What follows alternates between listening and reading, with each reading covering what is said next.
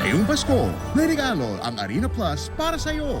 Get a welcome bonus of 3,188 pesos with us para tuloy ang saya sa bawat laro ngayong Pasko. Arena Plus ang bahala sa saya ng buong barkada. Manood ng NBA sa Arena Plus and score up to 10,000 pesos daily bonus plus a chance to win multiple bonuses. Maligayang Arena Plus ko!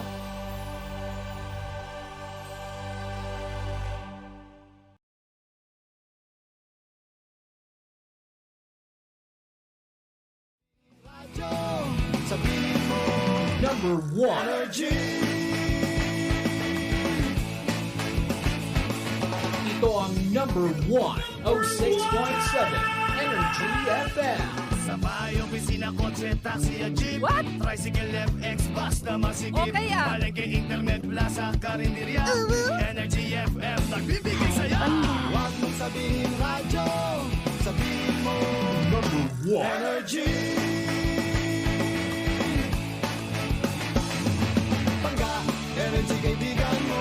Pangga, energy ang numero uno. Agad tumango na at isigaw mo. Same, same, pero iba. Huwag mong sabihin radyo, sabihin mo Energy. Nako, Mrs. Lunes na naman. At tiyak-tiyak naman na ikaw ay nanghihina ngayong Lunes dahil sa tambak ng iyong trabaho.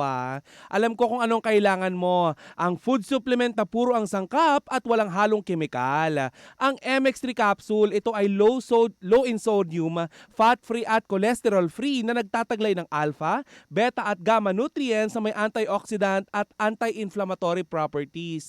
Sobrang importante niyan sa iyong katawan, Mrs. At makinig ka. Dahil ang MX3 product na ito ay dumaan sa state-of-the-art, ISO-certified na planta at masusing pinag-aralan ng mga highly trained pharmacists at microbiologists. Kaya naman umani ito ng iba't ibang awards mula sa iba't ibang parte ng mundo dahil ito ay proudly Philippine-made. Kaya naman, Mrs., kung meron kang katanungan tungkol sa mga MX3 product na ito ay bumisita lamang sa kanilang website sa mx3ph.com o di kayo na may tumawag sa kanilang hotline sa 0918-8888-693. Cheers, miss! Gabaglita! with Tita Cora and Kapitana Sisa.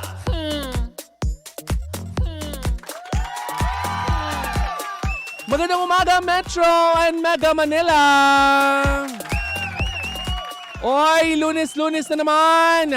Panay na naman ang busingot, buringot at simangot ng mga papa driver dahil ngayong Lunes ay medyo matraffic na naman ang kamay nilaan. Nakakalungkot. Pero alam mo ba, Pangga, kung bakit ko pinapalakpakan ng Lunes? Kasi opportunity ito para sa atin, para sa simula ng isang panibagong linggo na puno ng saya. Diba? Sabi nga ni Papa O, every gising is a blessing. Diba? Kaya naman, dapat ikaw, lagi kang nakangiti, lagi kang nagiging positibo sa pananaw mo sa buhay. Itigil mo na yung kakasimangot mo dyan kasi hindi yan makakatulong para sa mga pinagdadaanan mo sa buhay. Ika nga kanina ni Papa Justin sa ating vlog, 'di ba? Mas madaling palampasin na lang ang mga bagay-bagay lalo na kung alam mo naman na may pamilya naghihintay sa iyo sa inyong tahanan, 'di ba? Pamilyang sasalubong sa iyo at yayakap sa iyo sa iyong liig hanggang mag-violet ka. Charot lang. Hindi ka magba-violet. Ay nako, good morning sa lahat ng ating mga Pangga all over Metro and Mega Manila at sa lahat ng mga nakatutok sa atin via online. Nakalive ba tayo sa ating Facebook page, ha? Mukhang live naman tayo sa ating Facebook page. Magandang morning sa inyo mga Pangga. Oy, siya nga pala ha, nais ko lang munang bigyang daan bago tayo magtuloy-tuloy ng ating chismisan. Bigyang daan ang mga usapin sa mundo ng palakasan dahil ito na ang... Chika sa Arena!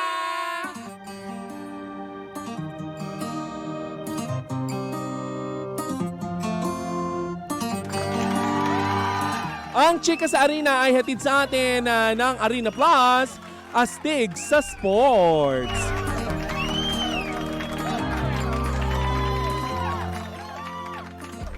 Matagumpay ang pagtatapos ng 2024 Shakey's Super League. Ayan nasimulan natin ng tagumpay na pagtatapos ng Shakey's Super League sa 2024 Pre-Season Championship kung saan overall champion ang defending champions na National University Lady Bulldogs. Silver naman ang De La Salle University Lady Spiker at bronze ang Far Eastern University Lady Tamaraws. Ito na ang third straight championship ng Lady Bulldogs at sneak peek sa rivalry ng National University at De La Salle University sa mga nakaraang season ng UAAP. Panalo ang mga rising star ng collegiate volleyball sa Shakey's Super League Pre-Season Individual Awards. Kaya naman mga pangga, ayan ugaliing nakatutok dito sa Chika sa Arena para sa ilang update tungkol sa mundo ng pampalakasan. At muli, i-download na ang Arena Plus sa inyong mga cellphone sa App Store at Play Store at pwede mo rin panoorin ang ilang mga kaganapan sa mga paborito mong basketball team sa arenaplus.ph dahil sa Arena Plus, astig sa sports. Gaming is for 21 years old and above only. Keep it fun. Game responsibly. At ang Chika sa Arena ay hatid pa rin sa atin ng Arena Plus, astig sa sports.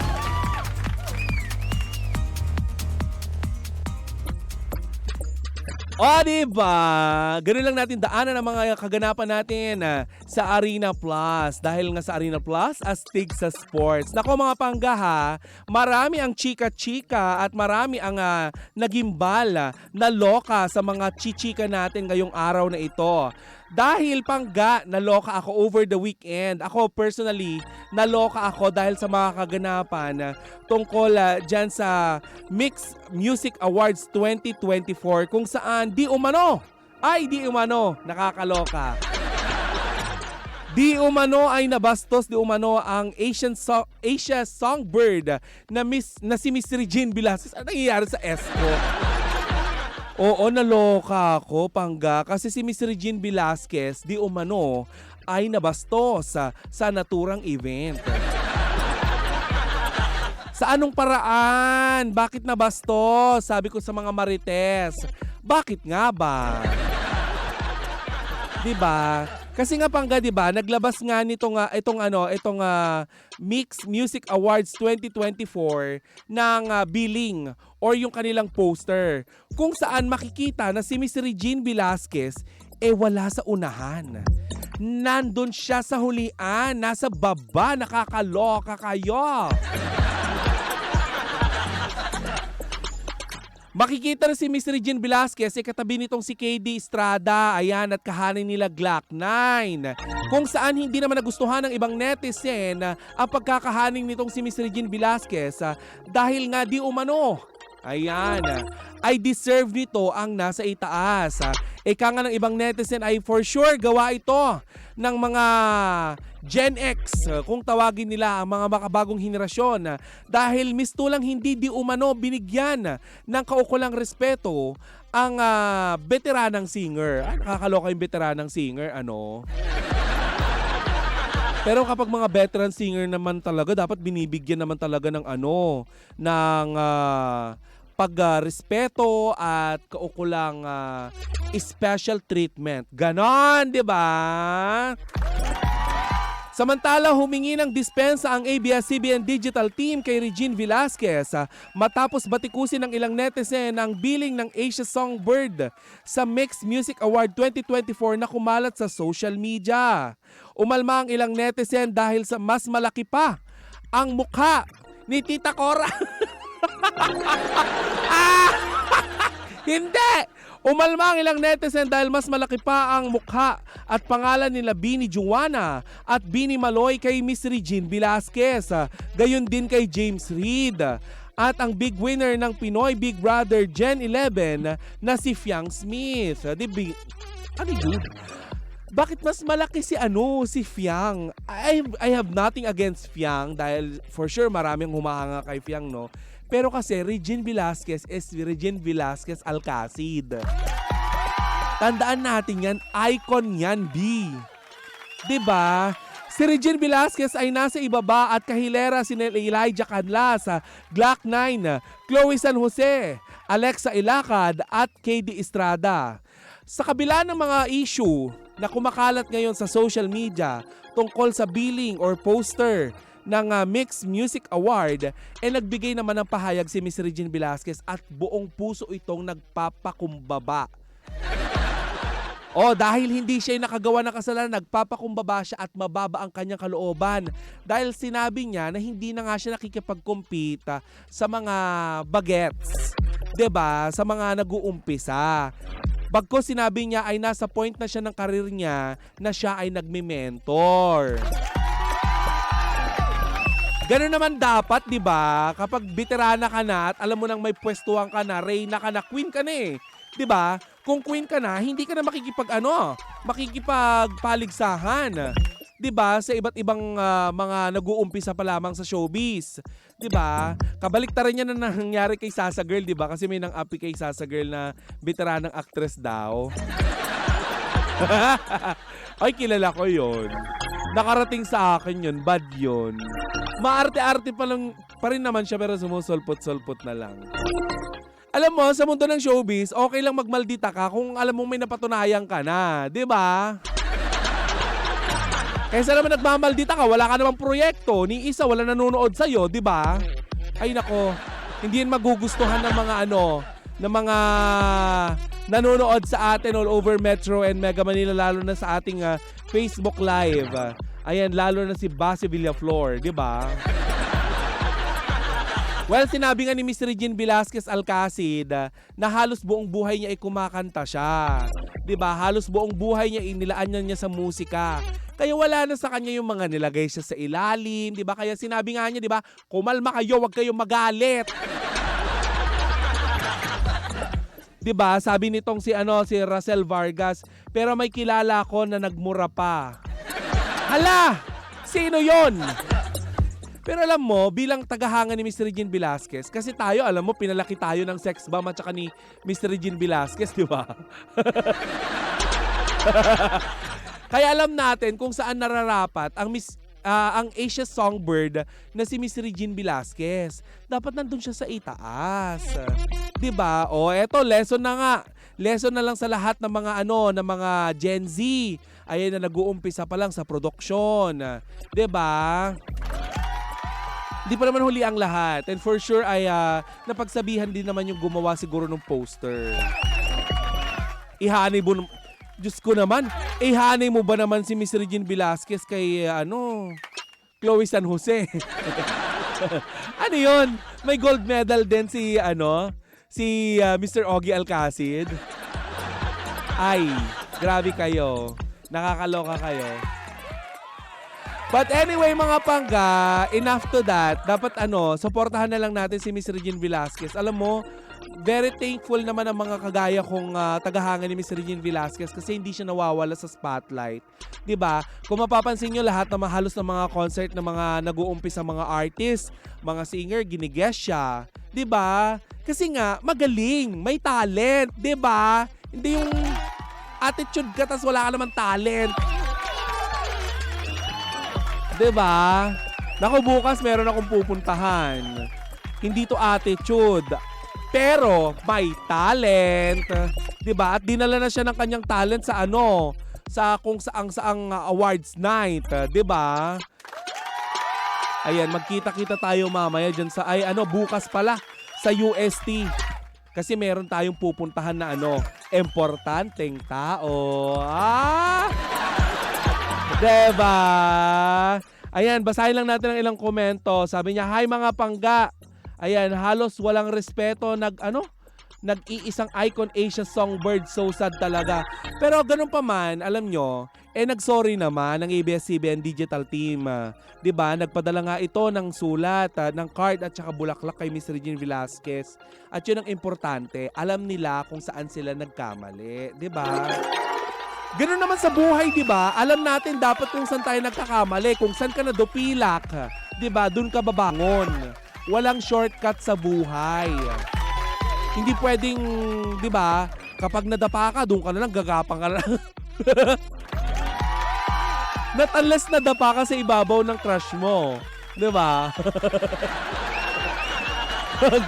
Pag ganun nangyari, di ba? O sabi ni Jeff Oliveros, ayan sa ating FB Live, ako pinalaki ako ng Aegis at April Boy. Hindi ko kayang tanggapin, totoo sa aking paningin. Pinaghalo. Ayun. Pero alam mo, napaka-importante talaga na bigyan natin ng pagpapahalaga ang mga iconic singers natin dito sa Pilipinas, lalo na isa-isa na silang nawawala sa mundo. 'Di ba? Nakakalungkot na yung mga nagpalaki sa ating mga 90s kids ay unti-unti nang nawawala. Sana habang bata pa at kaya pa nila na umakyat sa entablado at tumanggap ng mga parangal, sana maparangalan sila habang sila'y buhay pa. Kasi ang tsaka naman kapag binibigyan natin sila ng parangal tas wala na sila sa mundo, 'di ba? Kagaya na lamang namang nangyayari ng ibinibigay na parangal sa mga national artists, 'di ba? May ilang mga national artists na wala na, 'di ba? Nawala na lang pero 'di ba, saka lang sila nabibigyan ng mga parangal. Sana mabigyan din natin ng parangal yung mga iconic artists natin dito sa Pilipinas. 'Di ba? Hindi lang ng respeto. Syempre nandoon na din, respeto natin sila dahil sa naiambag nila sa music industry ng Pilipinas, sa original Filipino music. Pero mas maganda rin kapag binibigyan natin sila ng espesyal na pagpapahalaga. O, yan muna ang kaganapan at unang bugso ng ating tsikahan ngayong umaga. Sa ngalan ng aking partner na si Kapitana Sisa, we are still same pero Iba! nakikinig pa rin kayo sa number 1, 06.7 Energy FM, Pangga. Huwag mong sabihin radyo, sabihin mo.